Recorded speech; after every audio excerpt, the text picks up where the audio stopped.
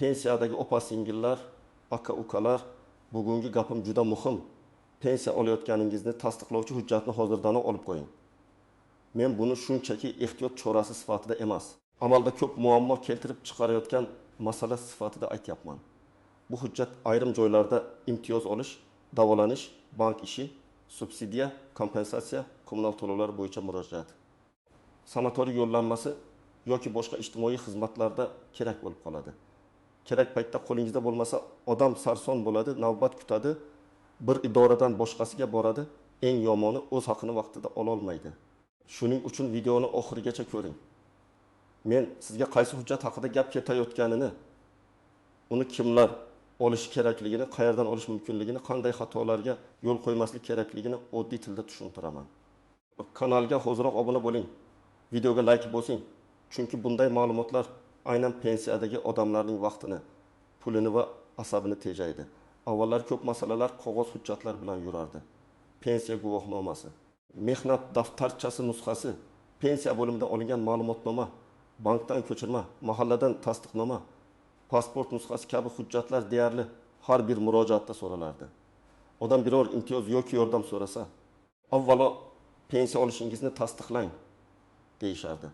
Shunda fuqaro pensiya jamg'armasi bo'limiga borardi, navbatda turardi, ariza yozardi, ba'zan mas'ul xodim joyida bo'lmasdi, ba'zan tizim ishlamasdi. Bir kunlik ish 2-3 kunga cho'zilib ketardi. Hozir ko'p narsa elektronlashdi.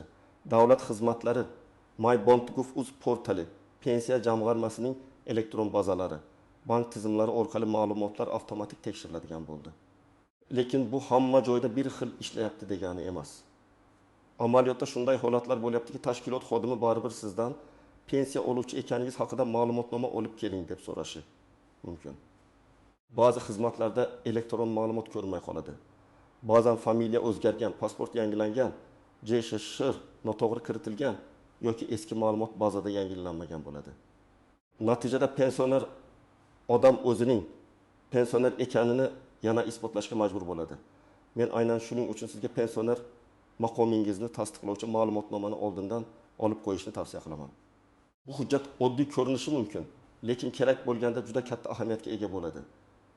Unda odatda fuqaroning shaxsiy ma'lumotlari, pensiya turi, pensiya tayinlangan sana, pensiya oluvchi sifatidagi holati yoki pensiya miqdoriga oid ma'lumotlar aks etadi. Qaysi shaklda berilishi xizmat turiga bog'liq. Ayrim joyda pensiya oluvchi ekanligi to'g'risida ma'lumotnoma. Ayrim joyda pensiya miqdori haqida ma'lumotnoma.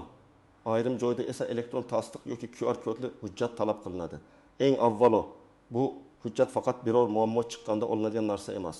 Men ko'p yillik tajribamdan bilaman. Pensionerlar ko'pincha hujjatni aynan oxirgi daqiqada qidiradi. Masalan, sanatoriy yo'llanmasi uchun ariza topshirish muddati tugashiga 2 kun qolgan bo'ladi. Tashkilot pensiya oluvchi ekaningizni tasdiqlovchi ma'lumotnoma kerak deydi. Odam ertalabdan idoraga boradi, navbat katta, tizim ishlamayapti, xodim ertaga keling deydi. Ertasiga esa ariza qabul muddati tugaydi. Natijada odam o'ziga tegishli imkoniyatdan foydalana olmay qoladi. Ikkinchi misol, bir nafaqadagi ota bankdan kichik kredit yoki plastik karta bo'yicha limit masalasini hal qilmoqchi bo'ladi. Bank xodimi daromad manbasini so'raydi. Pensiya kartaga tushib turgani ko'rinadi, lekin ayrim holatda bank rasmiy ma'lumotnoma talab qiladi. Agar pensionerda pensiya miqdori haqidagi hujjat tayyor bo'lsa, ish tezroq bitadi. Agar bo'lmasa, yana pensiya jamg'armasiga yoki davlat xizmatlari markaziga borishga to'g'ri keladi. Ayniqsa, yoshi katta odam uchun bu oddiy masala emas. Yo'l kira, issiq sovuq, navbat, telefon orqali ro'yxatdan o'tish, elektron imzo masalasi hammasiga qo'shimcha yuk. Uchinchi misol, bir ayol beva pensiyasini oladi. Uy-joy subsidiyasi yoki kommunal kompensatsiya bo'yicha murojaat qiladi. Tizimda uning daromadi to'liq ko'rinmaydi yoki eski familiyasi chiqib qoladi. Mas'ul xodim hujjatni qayta so'raydi. Agar ayol oldindan olingan QR kodli yoki rasmiy tasdiqli ma'lumotnomani ko'rsatsa, masala ancha tezlashadi. Agar unda hujjat bo'lmasa, avval shaxsiy ma'lumotlarni to'g'rilatishi, keyin ma'lumotnoma olishi, keyin yana ariza topshirish kerak bo'ladi. 4-holat, pensioner chekka hududda yashaydi, farzandlari shaharda. Unga dori-darmon, tibbiy tekshiruv yoki nogironlik bilan bog'liq qo'shimcha yordam kerak bo'ladi. Tibbiyot muassasasi yoki ijtimoiy himoya bo'limi pensiya turini bilishni so'rashi mumkin. yoshga doir pensiyami? Nogironlik pensiyasimi? O'quvchisini yo'qotganlik pensiyasimi? Chunki ayrim imtiyozlar aynan pensiya turiga qarab belgilanadi. Bunday paytda umumiy men pensionerman degan gap yetarli bo'lmaydi, rasmiy hujjat kerak bo'ladi. Birinchi navbatda yangi pensiyaga chiqqanlar e'tiborli bo'lsin. Pensiya endi tayinlangan bo'lsa, tizimlarda ma'lumot darrov hamma joyga tarqalmasligi mumkin. Ba'zi idoralarda yangilanish kechikadi. Shuning uchun pensiya tayinlangandan keyin pensioner maqomingizni tasdiqlovchi hujjatni olib qo'yish foydali. Bu sizga keyingi murojaatlarda asos bo'ladi. Ikkinchi guruh pasportini yoki ID kartasini yaqinda almashtirganlar. Hujjat almashtirilganda ayrim bazalarda eski pasport seriyasi qolib ketishi mumkin. Agar pensiya hujjati eski ma'lumot, boshqa tizimda yangi ma'lumot tursa, mos kelmaslik chiqadi. Masalan, bank ma'lumotlar bir-biriga to'g'ri kelmayapti deyishi mumkin. Shuning uchun yangi ID karta olgan bo'lsangiz, pensiya jamg'armasi bazasida ma'lumotlaringiz to'g'ri yangilanganini tekshirtiring. Uchinchi guruh familiyasi o'zgargan ayollar. Turmush qurgandan keyin yoki boshqa sabab bilan familiya o'zgargan bo'lsa, eski hujjatlar bilan yangi hujjatlar orasida farq paydo bo'ladi. Pensioner ayol ko'p yil oldingi mehnat daftarchasida bir familiya, hozirgi ID kartasida boshqa familiya bilan yurishi mumkin. Bunday holatda ma'lumotnoma olishdan oldin shaxsiy ma'lumotlar bir xil ekanini tekshirish kerak. 4-guruh nogironlik pensiyasi, o'quvchisini yo'qotganlik pensiyasi yoki imtiyozli pensiya oluvchilar. Bunday pensiya turlarida qo'shimcha shartlar bo'lishi mumkin. Masalan, o'quvchisini yo'qotganlik pensiyasida o'qish, yosh, oilaviy holat kabi omillar ahamiyatli bo'lishi mumkin. Nogironlik pensiyasida nogironlik muddati guruhiy tibbiy ijtimoiy ekspertiza xulosasi bilan bog'liq masalalar bo'ladi. Shuning uchun bu toifadagi fuqarolar hujjatlarni yanada tartibli saqlashi kerak. Agar siz pensiyani doimiy olib turgan bo'lsangiz, ID kartangizdagi ma'lumotlar to'g'ri bo'lsa, familiyangiz o'zgarmagan bo'lsa, hech qanday imtiyoz. Kredit, subsidiya, sanatoriy yoki tibbiy xizmat bo'yicha yaqin orada murojaat qilmoqchi bo'lmasangiz, darhol vahimaga tushishga hojat yo'q. Men sizni qo'rqitmoqchi emasman. Men faqat tayyor bo'lishni maslahat beryapman. Chunki hujjat kerak bo'lganda emas, kerak bo'lishidan oldin olinishi kerak. Shuni ham tushunish kerakki, pensiya kartangizga pul tushish rasmiy tasdiqning o'rnini har doim ham bosmaydi. Bank ilovasida pensiya tushdi degan yozuv ko'rinishi mumkin. Lekin boshqa tashkilot uchun bu yetarli bo'lmasligi mumkin. Ular davlat organi bergan ma'lumotnomani yoki elektron QR kodli hujjatni talab qiladi. Demak, pensiya tushumi borligi alohida, pensiya oluvchi maqomini tasdiqlovchi hujjat alohida masala. Eng ko'p uchraydigan xato shuki, odam eski ma'lumotnomani olib yuraveradi. Masalan, 2021 yilda olingan hujjatni 2025 yilda ham ko'rsatadi. Ayrim tashkilotlar buni qabul qilmasligi mumkin. Chunki pensiya miqdori o'zgargan bo'ladi, indeksatsiya bo'ladi. Qo'shimcha to'lovlar kiritiladi yoki shaxsiy ma'lumotlar yangilanadi. Shuning uchun hujjatni ishlatishdan oldin uning sanasiga qarang. Agar tashkilot so'nggi bir oy ichida olingan desa, eski hujjat foyda bermaydi. Ikkinchi nozik jihat, pensiya miqdori haqidagi ma'lumotnoma bilan pensiya oluvchi ekanlik haqidagi ma'lumotnoma bir xil bo'lmasligi mumkin. Masalan, sizdan faqat pensioner ekaningizni tasdiqlash so'ralsa, pensiya miqdori shart bo'lmasligi mumkin. Aksincha, kredit, subsidiya yoki moddiy yordamda daromad miqdori kerak bo'ladi. Shunda pensiya summasi ko'rsatilgan ma'lumotnoma so'raladi. Noto'g'ri hujjat olib borsangiz bu emas. Boshqasini olib keling deyishadi. Shuning uchun boradigan joyingizdan oldindan aniq so'rang. Menga pensiya oluvchi ekanligim haqidagi ma'lumotnoma kerakmi? Yoki pensiya miqdori ko'rsatilgan ma'lumotnoma kerakmi? Uchinchi nozik jihat. Elektron hujjatni chop etish masalasi. Hozir ko'p ma'lumotnomalarda QR kod bo'ladi. QR kod orqali hujjat haqiqiyligi tekshiriladi. Agar siz hujjatni telefonda saqlasangiz ham bo'ladi. Lekin men doim bir dona qog'oz nusxasini ham chiqarib qo'yishni maslahat beraman. Chunki ayrim joyda internet ishlamasligi mumkin. Telefon quvvati tugashi mumkin. Xodim telefondagi faylni ko'rishga qiynalishi mumkin. Qog'oz nusxa. Telefoningizdagi elektron nusxa va yaqin qarindoshingizga yuborilgan nusxa bo'lsa, yanada ishonchli bo'ladi. 4-chi nozik jihat, boshqa odam orqali olish. Pensionerning o'zi bora olmasa, farzandi yoki yaqin qarindoshi yordam berishi mumkin. Lekin hamma xizmat ham oddiy og'zaki iltimos bilan bajarilmaydi. Ba'zi holatda ishonchnoma kerak bo'ladi. Ba'zi holatda pensionerning telefon raqamiga tasdiqlash kodi keladi. Ba'zi holatda shaxsiy kabinetga kirish talab qilinadi. Shuning uchun agar siz ota-onangiz uchun hujjat olmoqchi bo'lsangiz, avval ularning ID kartasi, JSH raqami, telefon raqami, pensiya kartasi bilan bog'liq ma'lumotlari tartibda ekanini tekshiring. 5-nozik jihat, firibgarlardan ehtiyot bo'lish. Men sizga pensiya hujjatini tez chiqarib beraman, pul o'tkazing deydigan odamlarga ishonmang. Rasmiy ma'lumotnomalar davlat xizmatlari My.uz portali yoki vakolatli tashkilotlar orqali olinadi. Hech kimga karta parolingizni, SMS kodingizni, bank ilovangiz kodini bermang.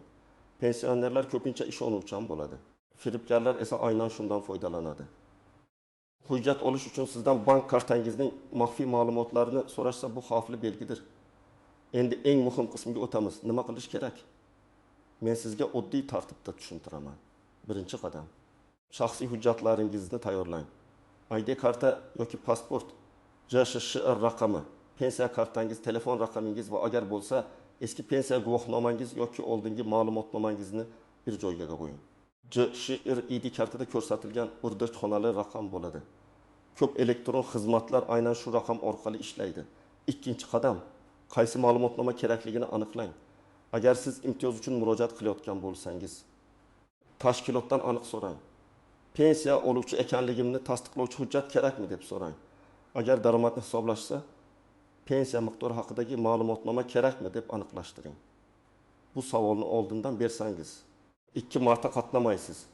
3-qadam, hujjatni olish yo'lini tanlang. Agar internetdan foydalana olsangiz yoki farzandlaringiz yordam bera olsa, My.uz orqali elektron davlat xizmatlaridan foydalanish mumkin. Shaxsiy kabinetga kiriladi, kerakli xizmat qidiriladi, ma'lumotnoma shakllantiriladi va yuklab olinadi. Ko'pincha bunday hujjatlarda QR kod bo'ladi. Agar internetdan foydalanish qiyin bo'lsa, davlat xizmatlari markaziga boring. U yerda xodimlar arizani rasmiylashtirishga yordam beradi. Ayrim holatlarda pensiya jamg'armasi bo'limiga murojaat qilish ham kerak bo'lishi mumkin. 4-qadam, hujjatdagi ma'lumotlarni tekshiring. Ism, familiyangiz, tug'ilgan sanangiz, JSH raqamingiz, pensiya turi, pensiya tayinlangan sana, pensiya miqdori, hujjat berilgan sana to'g'ri yozilganmi, shuni ko'ring. Bir harf xato bo'lsa ham muammo chiqishi mumkin.